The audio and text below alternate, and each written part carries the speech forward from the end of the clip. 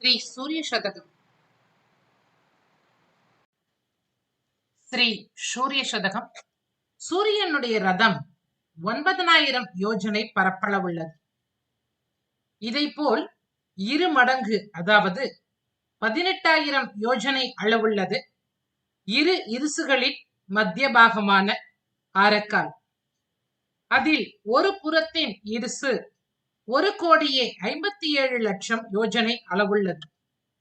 அதில்தான் சக்கரமானது மாட்டப்பட்டுள்ளது. இந்த சக்கரம் சம்வத்சர சொரூபத்தை உடையது. அதற்கு காலை, மதியம், மாலை என்கின்ற 3ம் இருசு கோத்திருக்கும் இடமாகும். சம்வத்சரம், பரிவத்சரம், இடாவத்சரம், அணுவத்சரம், இத்வத்சரம் என்கின்ற வருஷபேதங்கள் 5ம் அதனுடைய ஆரங்களாக விளங்குகின்றன. ருதுக்கள் 6ம் சுட்டு வட்டங்களாய் இருக்கும். இவ்வாறான அவயங்கள் உள்ள, குறையில்லாததாக உள்ள அந்த சக்கரத்தில்தான் காலச்சக்கரம் முழுதுமாக நிறுத்தப்பட்டிருக்கின்றது. ஸ்ரீ சூரிய சதகம். ஸ்லோகம் 9. தத்தானந்தா பிரஜானாம் சமுச்சித சமயாக்லிஷ்ட சிருஷ்டைர் பயோபிஹி பூர்வாக்னே விப்ரகீர்ணா திஷி திஷி விரமத்யக்னி சம்ஹார பாஜக தீப்தாம்சோர் தீர்க்க துக்க பிரபவ பவபயோ தீப்தாம்சோ தீர்க்க துக்க பிரபவ பவபயோ தன்வத் உத்தாரணாவக காவோவ பாவனானாம் பரம் அபரிமிதாம் பிரீத்திம் உத்பாதயந்து. இந்த ஸ்லோகத்தில் சூரியனின் உதயத்தை காண்கிறார் கவி. சூரியன் தனது கிரணங்களை திசையெங்கும் பரப்புவதையும் காண்கிறார். இங்கனம் கிரணங்களை பரப்புவதன் காரணம்தான் என்ன என்று சிந்திக்கின்றார். காலையில் சூரிய கிரணங்கள் திசைகள் எங்கும் பரவி மாலையில் அவை ஒடுங்கிக் கொள்கின்றன.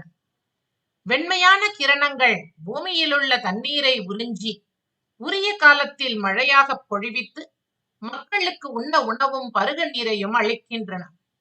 இதனால் உலக உயிர்கள் சுகமாக வாழ்கின்றன. இது மட்டுமா, சம்சார சாகரத்தில் வெகு காலம் உழன்று துன்பப்படும் உயிர்களுக்கு ஒரு தோணி போலிருந்து சூரியன் அவர்களை காக்கின்றான். இத்தகைய சூரிய கிரணங்கள் அனைவருக்கும் அபரிமிதமான சுகங்களை கொடுக்கட்டும் அப்படின்னு பிரார்த்திக்கிறார். இந்த ஸ்லோகத்துல காவக அப்படிங்கிற சொல் பசுக்களையும் சூரிய கிரணங்களையும் குறிக்கின்றது. பசுக்கள் உரிய காலத்தில் காலையிலும் மாலையிலும் பால் தந்து மக்களை மகிழ்விக்கின்றன. முற்பகலில் திசையெங்கும் மேயச் செல்கின்றன.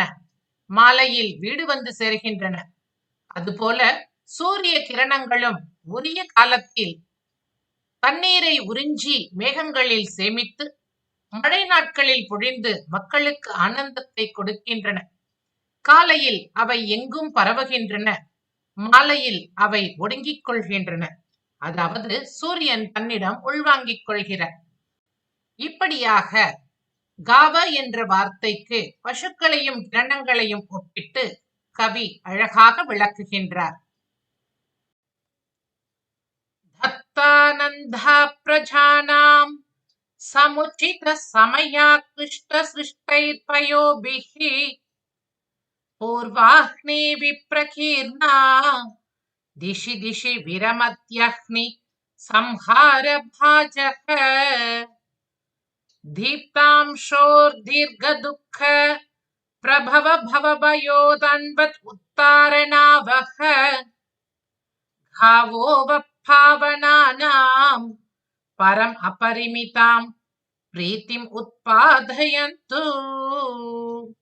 இதையே வேற ஒரு ராகத்திலையும் சேவிக்கலாம். தத்தானந்தா பிரஜானாம் சமுச்சித சமயாக்லிஷ்ட சிருஷ்டைர் பயோபிஹி பூர்வாக்னே விப்ரகீர்ணா திஷி திஷி விரமத்யக்னி சம்ஹார பாஜக தீப்தாம்சோர் தீர்க்க துக்க பிரபவ பவபயோதன்வத் உத்தாரணாவக भावोपपावनानां परमपरिमितां प्रीतिमुत्पादयन्तु.